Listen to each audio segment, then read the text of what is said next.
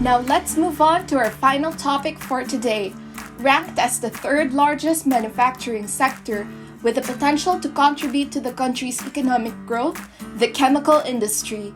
By the nature of this industry alone, it easily has a large impact on the environment as its wastewater is generally strong and contains toxic pollutants. Let's discuss the specific challenges that the chemical industry is challenged with. What are the different wastewater treatment categories? What are the treatment options available for the chemical industry? And what are the steps that the chemical sector is taking to transition to sustainable wastewater treatment practices? Let's get started. I'm Tobias Peterson, Director for Dual Training and Education of the German-Philippine Chamber of Commerce and Industries. We have the honor of having Mr. Ronald Mercado, the Managing Director of BASF Philippines. Mr. Mercado, if you were so kind to do us the honor. Good afternoon, everybody. I'm Ronald from BASF here in the Philippines. Welcome to the third workshop, the series on water compliance in the Philippines, titled Wastewater Technologies for Chemicals and Plastics Industry. Policy on wastewater remains to be relevant. This a problem in the Philippines is the improper disposal of waste and wastewater. Of course, we would like to assist companies in their compliance. Today, we are looking at the chemicals and plastics industry, one of the drivers of the manufacturing sector of the country. Being the third largest manufacturing subsector in the Philippines, the chemical industry has the potential to contribute substantially to the country's economic growth. Chemical imports amounted to around 6.7% of the country's GDP. In fact, as many as 1,405 chemical companies operate here in the Philippines. For the Build initiative of the government, the chemical sector also plays a vital role as it is necessary for the construction of infrastructure. Regionally, the country is located in ASEAN,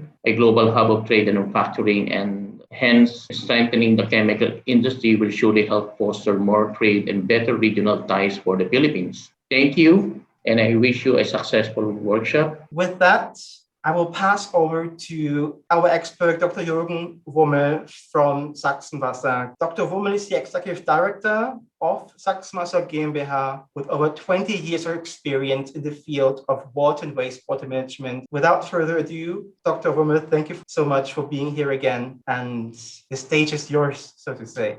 We are going to talk today within this workshop series about chemicals and plastics and their necessity activities for wastewater treatment. Even though it appears as if there is plenty supply on Earth's surface on water, water is a rare and precious commodity, and only a very infinitesimal part of the Earth's water reserves are available for human beings. And there is a growth of world's population and industry, like just mentioned before. And this has given rise to a constantly growing demand for water. And this growing demand for water is in line with a growing demand for treated wastewater as a kind of reuse. There are two fundamental reasons for wastewater treatment from my point of view. It is a prevention of pollution and therefore protecting the environment, and of course, protecting the public health by safeguarding waste supplies and preventing the spread of waterborne disease. When untreated, industrial wastewater, for example, from the chemical sector, is discharged, it will contaminate the natural water body, the rivers, the lakes, the oceans.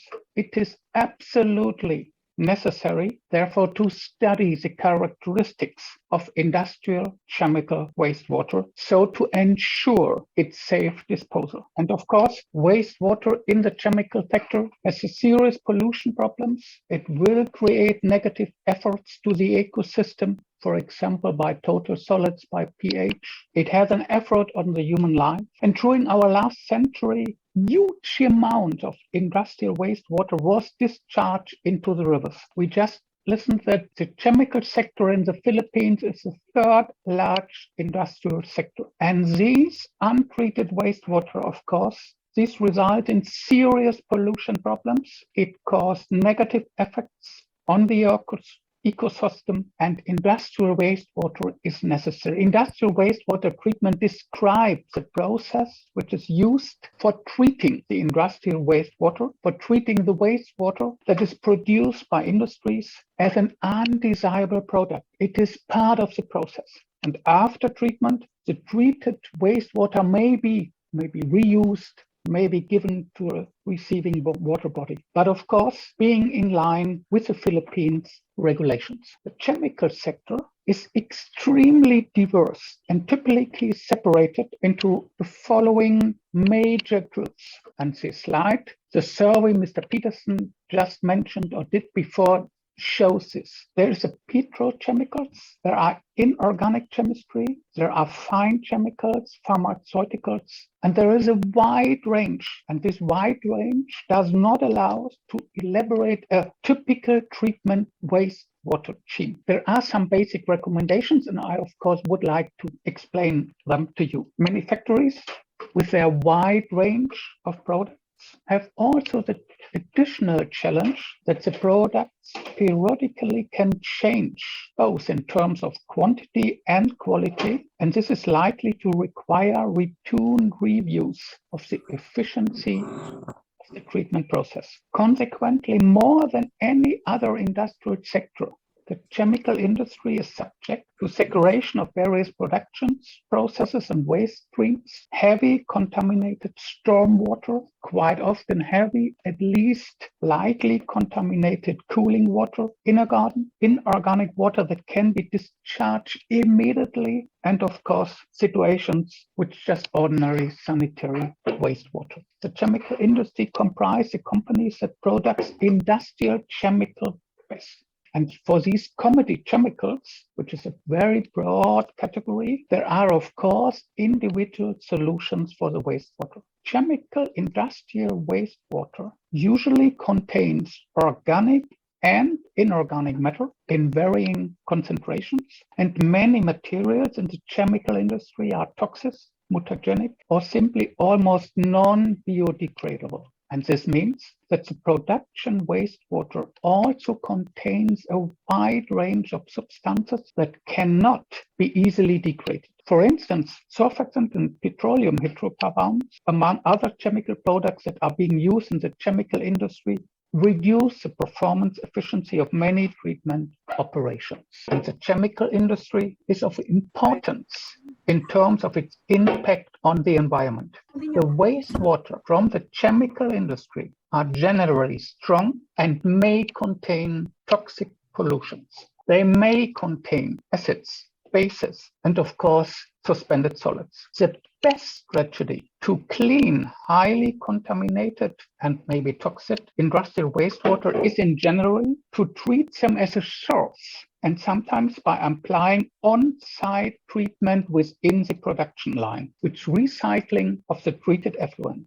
Since these wastes differ from domestic sewage in general characteristics, mostly for the chemical sector, pre-treatment is required to produce an equivalent effluent. An effluent which can be categorized, whether it is high concentration, medium concentration, or low concentration. And the way of the wastewater treatment, of course, depends on the quality and brackets of the wastewater. If there is a low concentration, such as indirect cooling water, it might be discharged without any treatment. If it is a medium concentration, there might be treated on-site or discharged into a public sewer and then treated afterwards in the wastewater treatment plant. And what is quite often in the chemical sector, when there is a high concentration, the wastewater might be treated and recycled on-site.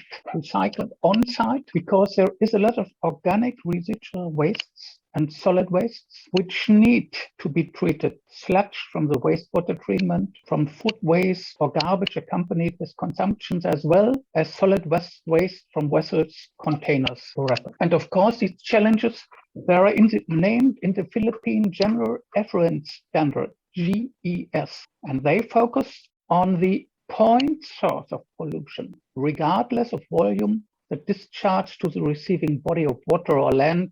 And there is an obligation in the Philippine Standard Industrial Classification depending on the effluent quality parameters. And the focus of this general effluent standard is, of course, that industries shall only be required to monitor effluent quality parameters determined to be significant to them. It reduced the effort of doing activities, but it also creates an obligation for the chemical sector to invest in wastewater treatment. Reduce the load on the volume is necessary because normally for the chemical industry, there are the same treatment steps as for other industries. And in terms of wastewater treatment, therefore, there are 4 classifications of treatment. There is a primary treatment that involves the removal of large particles as well as solids found in the wastewater. The second classification is primary treatment, which involves the removal of organic and inorganic solids by means of a physical process, and the effluent produced is termed primary effluent. The third treatment is called secondary treatment.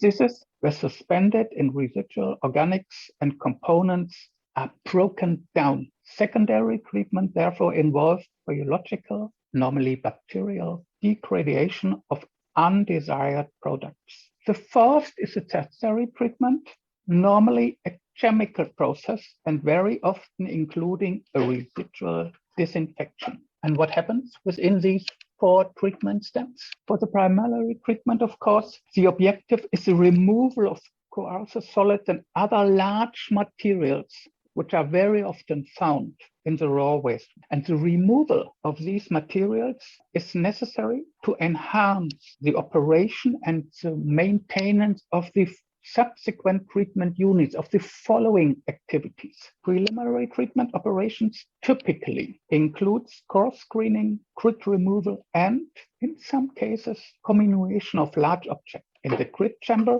the velocity of the wastewater through the chamber is maintained sufficiently high or air is used so as to prevent the setting of most organic solids. The grit removal is not included as a primary treatment step in most small wastewater treatment plants, but in chemical treatment. Flow measurement devices, often standing wave flumes, are always included in the primary treatment. The secondary treatment, the objective of this second phase, the further treatment of the effluent to remove the residual organics and the suspended solids. In most cases, secondary treatment follows the primary treatment and involves the removal of biodegradables dissolved in colloidal organic matter using anaerobic biological treatment processes. There are different ways how to do it. You might know the biofilm process, the active sludge process, or the pond process. They differ in their technology, and of course they differ according to the load of the wastewater. Next step within the wastewater treatment, tertiary wastewater treatment, and it is employed when specific wastewater constitutions which cannot be removed by the secondary treatment must be removed. And according to the Philippines regulation, there is a need for additional treatment of the wastewater. As shown in this slide, individual treatment processes are necessary to remove nitrogen, phosphor, or additional suspended solids, heavy metals, or whatever is part of the wastewater in the chemical sector. Because advanced treatment usually follows the high-rate secondary treatment. It is sometimes referred to as tertiary treatment. However, advanced treatment are quite often a combination of different activities. But the main idea is, of course, to remove organics and loads within the whole system. While these are the typical ways, there are a number of processes used for the chemical sector to treat the wastewater. They are presented in a logical order now from my side, following the pollution path. Therefore, the first step within the wastewater treatment is, of course, a separation and clarification process, mainly used in combination with other processes, either as a first stage to protect the downstream treatment plants or for post-clarification for additional removed solids or oils. There are a lot of different solutions of how to separate and clarify. You can use scent separator, sedimentation, air flotation, filtration, microfiltration, separation, whatever. To find those technologies, one of the participants in the small survey before just mentioned support for getting new technologies. Which technology fits best depends on the actual situation. Second phase in this flow of wastewater is a physical and chemical treatment, mostly for non-biodegradable wastewater, because this is the wastewater which are mainly used for inorganic or only biodegradable organic pollutants. This treatment method is quite often used as a pre-treatment stage before a central biological wastewater treatment and maybe even before handing it over to a public wastewater treatment. And again, for these physical chemical treatment methods, there are a lot of different technologies: